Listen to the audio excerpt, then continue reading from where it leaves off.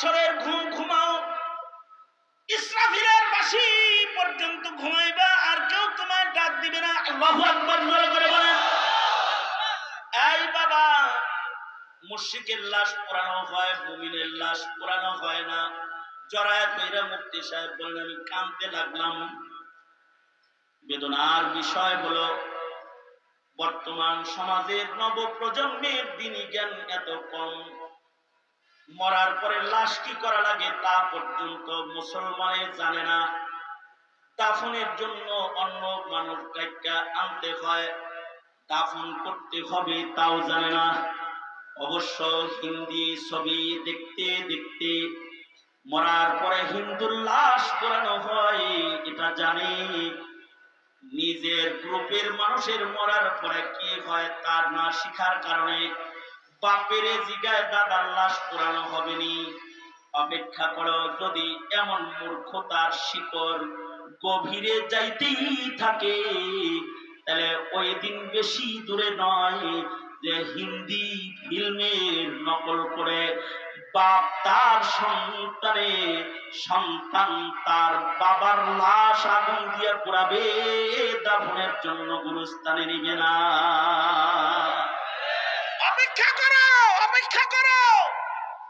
এদেশের মোল্লা করে জঙ্গি বইলা তাদের মুখে তালা লাগাইতে চাও, তোমার কবর চিরানোর মতো কেউ এই জমিনে থাকবে না, থাকবে না, থাকবে না। তোমার ভাগ্যাকাশে এক অন্ধকার ঝুলন্ত অবস্থায় আছে, মৌলবীর বিরোধিতা করবে তো অন্ধকার নেমে আসবে, আলো ফোয়ারা বন্ধ হয়ে যাবে। আমাদের গণকবরস্থানে এমনটি বলা হয় না? আমাদের ইমানদাররা, আমাদের বাপ দাদারা আমাদের উপরে রহম করছেন। যদি আমাদের বাপ দাদারা ওসিয়ত করত যে আমার কবরের পাশে কাউকে বেনামাজিকে কবর দিবি না, ব্যাপারটা নারীকে এই গুরুস্থানে কবর দিবি না, নাস্তিকের মিছিলে ঘুরে তাকে মুসলমানের কবরস্থানে জায়গা দিবি না, কাদিয়ানির পক্ষে কথা কয় তাকে মুসলমানের গুরুস্থানে জায়গা দিবি না, যদি ওসিয়ত করত তাহলে মুসলমানের গুরুস্থানে বহু নামধারী মুসলমান আছে, তোমরা জায়গা পাতা না, জায়গা পাইতা না, জায়গা পাইতা না তোমরা। কিন্তু আমাদের বাপ দাদারা এমনকি শর্ত দেয় নাই। তোমার ঘরে দোজখের আগুন থেকে কোনো না কোনো ভাবে বাঁচাইতে চায়, এটাও নবীর নায়েব হওয়ার কারণে। তাছাড়া মৌলবীরা কইতো যে আমরা হাফেজরা সব এক জায়গায় ঘুমাবো, কোন জাহেলের লগে ঘুমাবো না। মুফতিরা বলতো যে মুফতিরা সব এক এক গুরুস্থানে ঘুমাবো, পাবলিকের লগে আমরা নেই। তাবলিগরা বলতো যে আমরা চিল্লারা সব একসাথে ঘুমাবো, তোরা তারা চিল্লা চিল্লি কষ্ট করলো আমরা নাই। কিন্তু এমনটি কথা তারা বলে নাই, তোমাকে দূরে সরায় নাই। কেন? তারা যে নায়েবে নবী এর লেগা নবীজিও চেষ্টা করছে শেষ পর্যন্ত মুনাফিকের কবর আযাব মাফ করানোর লেগা আল্লাহর রাসূল চেষ্টা করছে।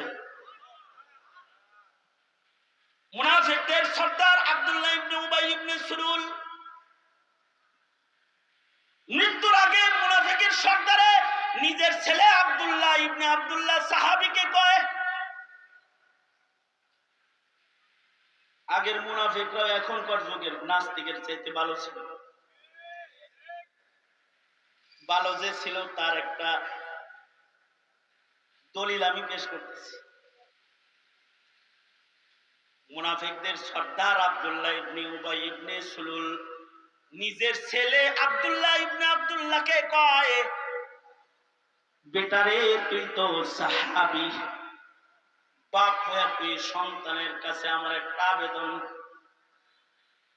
আমি মরে গেলে তোর রাসূল দিয়া আমার জানাজাটা তুই পড়াইস।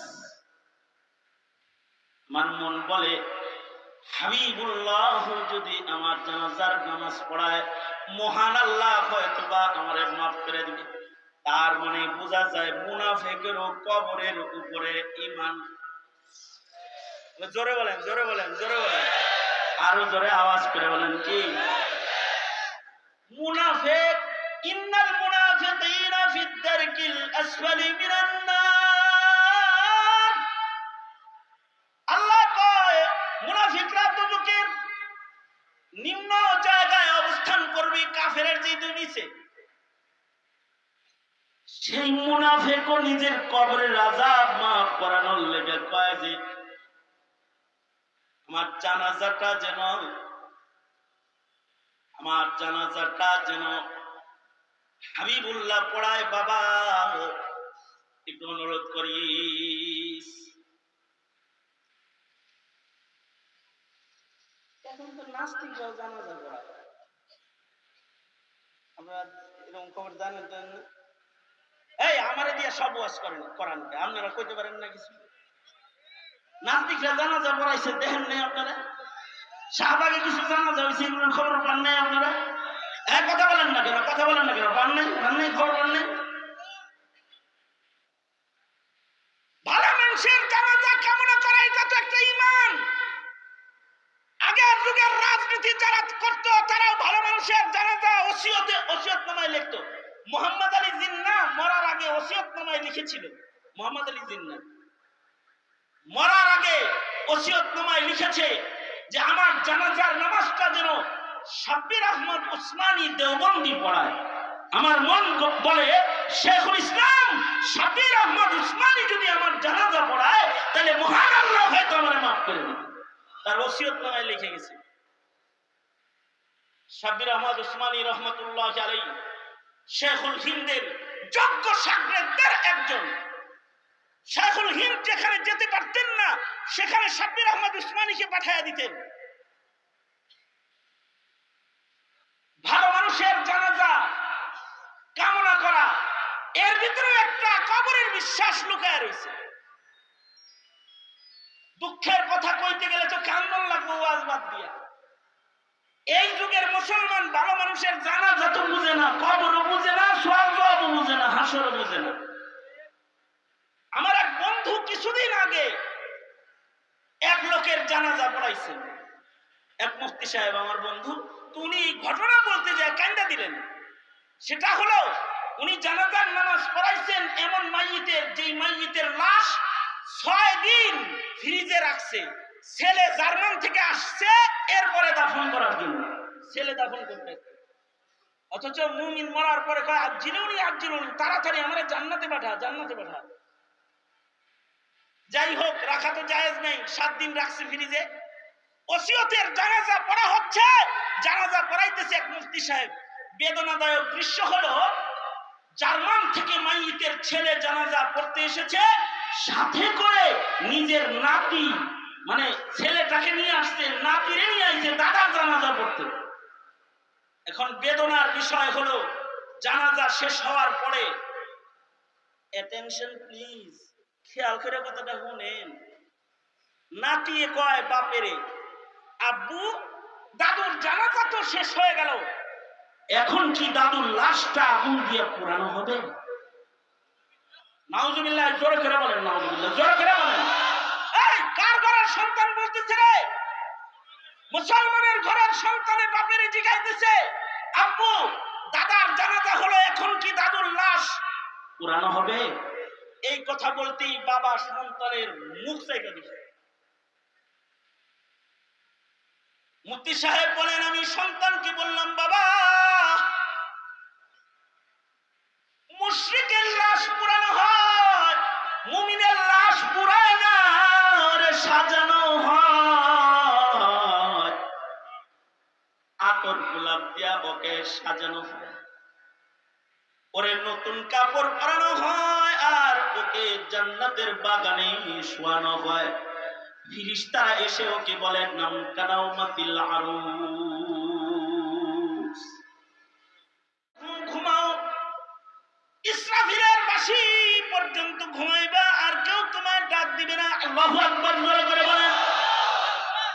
এই বাবা, মুশরিকের লাশ পোড়ানো হয়, মুমিনের লাশ পোড়ানো হয় না। জড়ায় কইরা মুফতি সাহেব বললেন, আমি কাঁদতে লাগলাম। বেদনার বিষয় হলো বর্তমান সমাজের নবপ্রজন্মের দ্বীনি জ্ঞান এত কম। মরার পরে লাশ কি করা লাগে তা পর্যন্ত মুসলমানে জানে না। দাফনের জন্য অন্য মানুষ ডাইকা আনতে হয়, দাফন করতে হবে তাও জানে না। অবশ্য হিন্দি ছবি দেখতে দেখতে মরার পরে হিন্দুর লাশ পোড়ানো হয় এটা জানে। নিজের গ্রুপের মানুষের মরার পরে কি হয় তার না শিখার কারণে বাপেরে জিগায় দাদার লাশ পোড়ানো হবে নি। অপেক্ষা করো, যদি এমন মূর্খতার শিকড় গভীরে যাইতেই থাকে তাহলে ওই দিন বেশি দূরে নয় যে হিন্দি ফিল্মের নকল করে বাপ তার সন্তানে, সন্তান তার বাবার লাশ আগুন দিয়ে পোড়াবে, দাফনের জন্য গুরুস্থানে নিবে না। অপেক্ষা করো, অপেক্ষা করো। এদেশের মোল্লা করে জঙ্গি বইলা তাদের মুখে তালা লাগাইতে চাও, তোমার কবর চিনানোর মতো কেউ এই জমিনে থাকবে না, থাকবে না, থাকবে না। তোমার ভাগ্যাকাশে এক অন্ধকার ঝুলন্ত অবস্থায় আছে, মৌলবীর বিরোধিতা করবে তো অন্ধকার নেমে আসবে, আলোর ফোয়ারা বন্ধ হয়ে যাবে।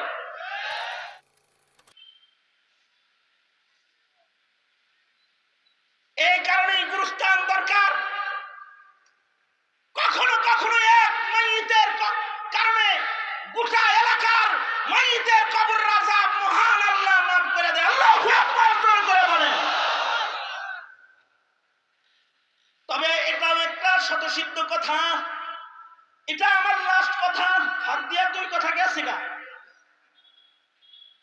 এটা আমার লাস্ট কথা। সেটা হলো, তবে কখনো কখনো ভালো জায়গায় কবর হইলেও লাভ হয় না, কখনো কখনো রাসূল জানাজা পড়াইলেও লাভ হয় না যদি ঈমান নষ্ট হয়ে যায়। আব্দুল্লাহ ইবনে উবাই ইবনে সুলুলের কবরের আযাব মাফ করানোর জন্য ওসিয়ত করতেছে, রাসূলকে বইল আমার জানাজা পড়াইতে। সন্তান বলে, আব্বা তুমি আয়েশা সিদ্দিকার তুহমত তুমি লাগাইছো না, তুমি রাসূলকে গালি দিছো না যুদ্ধের মাঠে, তোমার মতো মুনাফিকের সর্দারের জানাজা যদি সরবারে দু আলম নবী পড়াইবেন, মুনাফিক কিন্তু নবীর ব্যাপারে কত দামি কথাটা কয়। আব্দুল্লাহ তুই তোর রাসূলকে চিনোস না, আমি জালেম যত বড়, তোর নবীর মায়া তার চাইতে অনেক বড়। তুই পয়লা দেখিস সে আমার জানাজা পড়াবে। সত্য সত্যই মুনাফিকের সর্দার মারা গেল,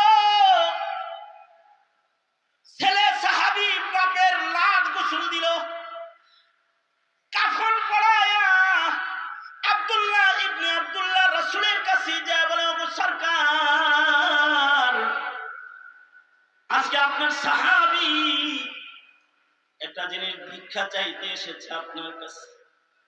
ওগো আল্লাহর নবী, আমার বাবা মুনাফিকদের সর্দার, কিন্তু আমার বাপ মরে গেছে, আমি আমার সন্তানকে নিজের হাতে গোসল দিয়েছি, আতর গোলাপ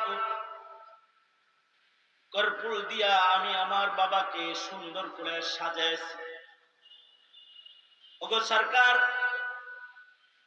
আমি জানাজা তৈয়ার করেছি রাহমাতুল লিল আলামিন নবীর কাছে, সন্তান হইয়া বাবার জানাজাটা ভিক্ষা চাইতে এসেছি। ওগো আল্লাহর নবী আপনি কি একটু আমার বাপের জানাজাটা পড়াই দিবেন? আমার মন বলে আপনি আমার বাবার জানাজা পড়াইলে হয়তো মহান আল্লাহ আমার আব্বারে মাফ করে দিবেন। আল্লাহর রাসূল সাল্লাল্লাহু আলাইহি ওয়াসাল্লাম দাঁড়িয়ে গেছেন, জানাজা পড়ানোর জন্য রাসূল রওনা করেছেন। হযরত ওমর পিছন থেকে রাসূলকে টেনে ধরে কয়, সূরা মুনাফিকুন নাযিল হইছে, মুনাফিকের সর্দারের জানাজা পড়াইতে কি লেগা যান?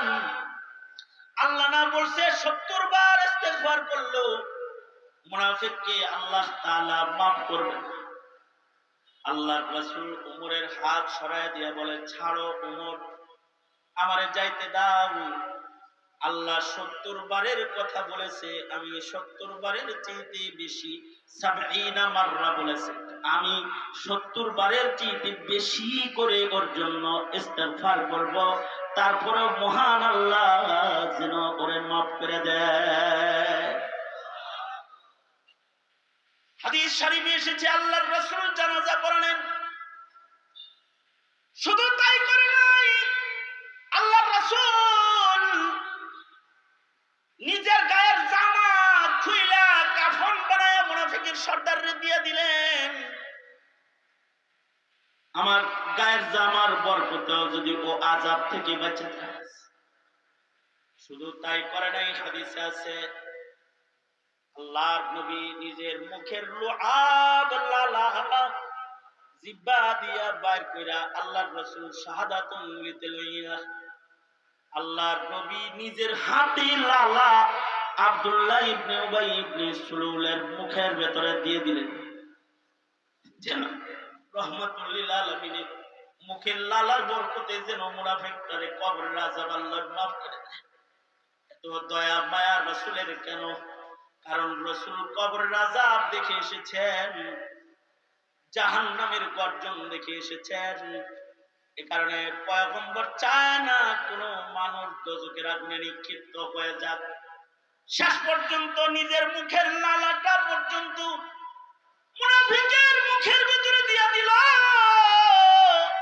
যেন আল্লাহ তাও কবরের আযাব মাফ কইরা দেয়। কিন্তু আল্লাহ তাআলা ঈমান না থাকলে কাউকে ক্ষমা করে না। আল্লাহ তাআলা বন্ধুকে ডেকে বলে, বন্ধু একটা মুনাফিকের জানাজা পড়াইতে কে বলেছে আপনাকে যার ঈমান নাই এমন মুনাফিকের জানাজা আপনি পড়াইলেন, সাবধান করে দিলাম আপনাকে, সামনের থেকে কোন মুনাফিকের জানাজার নামাজ আপনি আর পড়াইবেন না। ওয়ালা তাকুম আলা কবরিহিম, শুধু জানাজা পড়াবেন না তা না, কোন মুনাফিকের কবর জিয়ারত আপনি করবেন না। মুহাম্মদুর রাসূলুল্লাহ সাল্লাল্লাহু আলাইহি সাল্লামের ওই দরদ যদি নবীর নায়েব ইমাম আলেম উলামা হাফেজ আলেমদের হৃদয়ে না থাকতো, তাহলে যারা মোল্লার ইজ্জতে আক্রমণ করো, নবীর সুন্নতকে যারা গালি দাও, এদেশের মৌলবীরা তোমাদের জানাজার নামাজের ইমামতিও করতো না, জানাজার নামাজও পড়াইতো না। কিন্তু তোমাদের জানাজা এজন্য পড়ায়, জানাজার কারণেও যদি আল্লাহ তোমাকে মাফ করে দেয়। তবে মনে রাখো, মোল্লায় জানাজা পড়াইলেই কবরের আযাব মাফ হয় না, মুনাফিকের সর্দারের কবরের আযাব নবীর জানাজা দিয়েও মাফ হয় নাই। সঙ্গত কারণে কবরে যাওয়ার আগে ঈমান আমল ঠিক করো, ওয়াবুদ রাব্বাকা হাত্তা ইয়াতিয়াকাল ইয়াকিন, এটা হলো শেষ কথা। গুরুস্থানে কবর হলে কখনো কখনো কবরের আযাব মাফ হয়, কিন্তু ঈমান আমল ছাড়া কবরে গেলে কোনো কিছুই দিয়া কবরের আযাব থেকে রক্ষা পাওয়া যায়। জোরে আওয়াজ করে বলেন। এই বিষয়টা যদি বুঝে এসে থাকে, গুরুস্থানও চাই, ঈমান আমলও ঠিক করতে চাই, ঠিক কিনা? কারা কারা এই কথাটা বুঝছেন হাত তুলে? তাহলে ওয়াদা করুন, বলুন ইয়া আল্লাহ।